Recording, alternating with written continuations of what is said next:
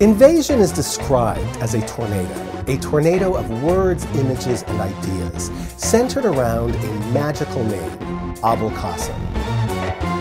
This is Abulkasem. Admit Abulkasem. Soon Abulkasem becomes like its own word.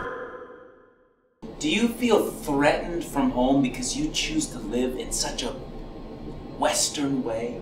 I think invasion shows us that our assumptions are often wrong, that clothes do not make the man. I always make the joke as a Middle Eastern actor who's not Middle Eastern. The interesting thing about my growing up is that everyone always thought I was Mexican until the day after 9/11, and suddenly I was Middle Eastern, and kind of what I learned about the country then. It's not just sort of the Caucasian person that we like to blame. Plenty of other people from many other ethnicities and races who come up to me and assume I am what they are, or they assume that I'm this, they assume that I'm that. Obviously, the time we're in right now is charged with all kinds of issues, from the immigration bill to the Arizona stuff that was happening, heck, to the stuff that's even happening in Chicago just in the theatrical community, with questions about tokenism or cultural appropriation. We are now facing a tragedy as regards our depiction of Muslim men. The Muslim man must either be implicated in a terrorist act,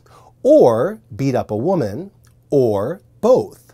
It's all part of one big trajectory of really bad representation. Then along comes Jonas Hamir's Invasion and messes it all up. It's a really amazing way that Jonas has written this piece, in the way that the audience is kind of taken for a ride. Invasion takes piercing social commentary and renders it funny. I think humor is a great way to knock down those barriers. Instead of preaching at people, I think humor is a great way to teach people. Invasion is not your typical connect the plot points narrative play. Structurally, it defies convention. It asks the audience to be vulnerable to not knowing what's going to happen, not knowing where these guys are coming from. Invasion is a mischievously subversive play.